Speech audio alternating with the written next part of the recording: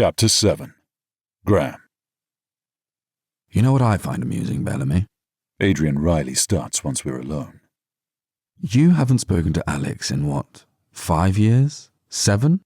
And yet he was still able to predict your reaction, except for the rejection of the merger. He cocks his head to observe me in the lighting thrown from a hanging chandelier. He seemed convinced that you would dump your share in what you so eloquently described as his mistake. Minds can change, I retort coldly. Like most men in business, I've since learned to prioritize making money over pride. Pride? Adrian repeats, his brow furrowing. Is that what you call it? Now let me tell you something that I find amusing, Riley, I interject. The fact that you would make room in your schedule merely to discuss my delinquent brother. You know, my mother has plenty of vices for you to exploit. Shall we discuss her next? I'll even offer up the first target for you to strike. How about her alcoholism? Now there's a start. Riley chuckles and runs the fingers of his left hand along his lapel. A mother's loyalty is much harder to sway than that of a delinquent brother, he says with a small, infuriating smile. Frankly, I have no desire to take that route to reach you. Now, how about this proposed merger? Ah, yes, I say, cutting over him. This merger. I find it intriguing how the offer only comes now, 7 years later, when originally you seemed content to let Alexander flounder after you manipulated him into your trap. Funny. Riley's amused expression falls flat. I don't seem to remember it playing out in quite that manner. A bloody damn lie. Well, regardless of your murky memory on the subject, consider any form of merger completely off the table from this moment on. Rather than scowl in defeat, Riley smirks once again, unshaken. I think you will soon reconsider that position, Bellamy. He turns and approaches his desk. After rummaging through a drawer, he withdraws a stack of documents that he casually sets down. Coincidentally, they face in my direction, allowing me to easily make out what appears to be an old newspaper. The images of 2 children dominate the center page beneath a decades-old headline. Multi-state kidnapping saga comes to an end. From Riley's satisfied grin, the words might as well be some sort of smoking gun. Unless you're accusing my company of partaking in a kidnapping ring, I don't understand the connection, I reply. His smirk widens. You don't? With a seemingly casual swipe of his hand, he nudges the document closer. My gaze goes to one of the children featured a second time, a girl with a crooked smile and blue eyes. Familiar eyes. Even with years shaved off her appearance, it's uncanny just how quickly I recognize Evelyn King. Except the name crammed beneath the image in small print reads, Evelyn Browning. I think your investors might take offense to the fact that your right-hand woman was involved in such a scandal. Kidnapping, I sardonically reply, but I can't keep the anger from my voice. Damn. My hand curls into a fist to keep from snatching the damn paper and scouring it for clues. Apart from her schooling and employment credentials, I hadn't thought to delve into the childhood of Evelyn King. But Riley had. What the hell had he found? Have a seat, Graeme, he says, indicating a chair nearby with a wave of his hand. I don't move so much as a bloody muscle. The bastard takes his time arranging his chair before sitting down regardless. He folds his hands in front of him, allowing his thumb to toy with the ring on his right hand. I'll admit it. I'm impressed at how well you managed to run the London club even after uprooting to America. Is that so? I grit my teeth to hold back a nastier retort. I'm sure that by saddling my black sheep of a brother with a monumental debt, Riley thought he'd put enough shame on the Bellamy name that it would take decades to outrun. What I wouldn't give to have seen the bastard's face when his scheme failed. You've even attracted some rather prominent figures to join under your branch, he adds, frowning. I can't deny that some of those names have caught my interest. Ah, and there it is, the root of his sudden interest in a merger. Why? I ask. glancing around the wide office as if searching for some list tacked on the wall of nefarious schemes he has in the works. Run out of American socialites to exploit. Riley chuckles even as his eyes narrow into a glare of calculation. Something like that. I never did run in the circles you seemed privy to, Bellamy. Some of us are forced to use our wits in addition to a strong family name to get things done. I don't challenge the insult. Instead, I meet his gaze fully, refusing to so much as blink. Here he is, the Adrian Riley I know and loathe. Without the suave, polished exterior, he is the same scheming git he's always been. Some things never change. A good businessman stakes his livelihood on those rare, stubborn variables. As I've mentioned before, I'm not interested. So you've said. But like I've said, I'm more than sure you'll change your mind. Riley assures me. He pulls out a drawer on his end of the desk, rummages inside it, and withdraws a file that he tosses onto the polished surface alongside the newspaper. I may not have had much luck enticing many members of the royal family to join my establishment, but I am acquainted with a few individuals whom you might be interested in befriending. He flicks open the file and drags his finger along the neat stack of documents contained within, spreading out a series of profiles. I recognize most of the names at a glance, mainly the corporations they represent. Oil, industry, politics. Riley has certainly been lucrative in collecting new lives to exploit for his own gain. I took the liberty of investigating Atelier Noir's interactions with a few of these associates, he says, unashamed of that very fact. It stands to reason that you might be interested in smoothing the path towards a closer relationship. I make my expression steel, refusing to give the bastard even an ounce of emotion to feed off.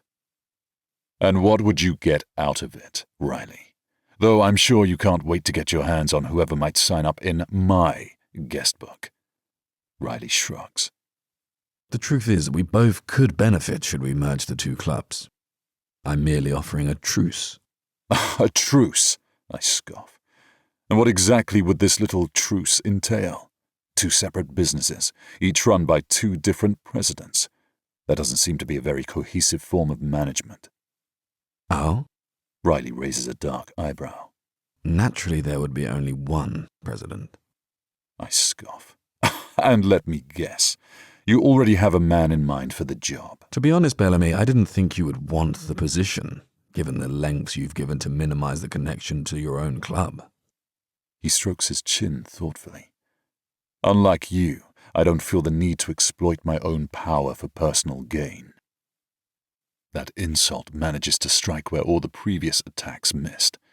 He sits straighter, and his palms flatten against the surface of his desk.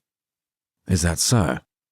You don't feel the need, or you simply don't have the nerve? He chuckles when I don't answer, and leans back against his chair. The thumb and forefinger of his left hand hook the corner of his lapel, smoothing the sharp edge.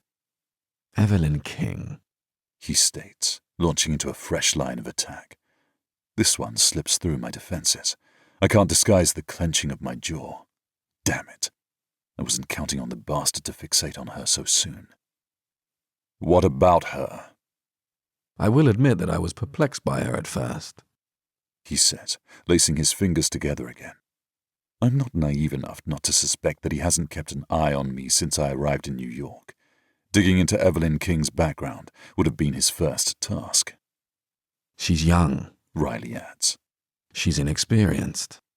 At first I thought you kept her around for more than just business, but she isn't your type. He strokes his jaw with the pad of his thumb, as if processing his own suspicions. And then it struck me. I have to pry my gritted teeth apart to find enough leverage to speak. What did? That's why you chose her. She's not a threat. She's untainted by any other prominent boss or company. There's no risk when the moment comes that you throw her away. If there was one area in which you were always predictable, Bellamy, it was self-preservation. Is that so? It's my turn to play the role of a conceited bastard. I run a hand along the inside of my right wrist, fingering the edge of a silver cufflink. Evelyn's damn voice is in my head, prattling on about the dangers of blasted hypoglycemia. Damn Gloria for ever mentioning that bloody term around her. Your blood sugar, Mr. Bellamy. You turn feral when you're hungry. Or maybe the truth is that I knew the moment I hired her that she would dig tirelessly until you found something to exploit, only to come up with nothing. Of that, I was bloody certain until 5 minutes ago. It was almost disgusting how clean she is. Evelyn King spent her whole life walking the straight and narrow. She didn't have so much as a traffic citation to her name. The daughter of a military man, she'd maintained perfect marks and graduated at the top of her class. Her previous places of employment didn't keep good enough records to discern much from. As far as a man like Adrian Riley was concerned, she was an unappealing target. Until now. My eyes keep straying toward that goddamn paper. Kidnapping.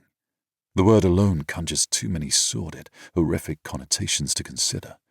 Even the thought of someone hurting her makes me... As I mentioned before, Riley says, his head cocked with an air of superiority. Some of your investors might take offense to you being linked to such a scandal. The daughter of a well-known gambler and thief so intrinsically linked to your business interests might make them second-guess your judgment, Graeme. And I'm sure you wouldn't hesitate to inform them, I snarl in reply. Fuck. The man looks too smug for my liking. He continues to stroke his chin, his expression unreadable. Perhaps. And let's say you were telling the truth. As you yourself already guessed, it isn't like she's indispensable. Frankly, I've been meaning to let her go for a while now. Anything you might try would merely give me an excuse to act on that desire.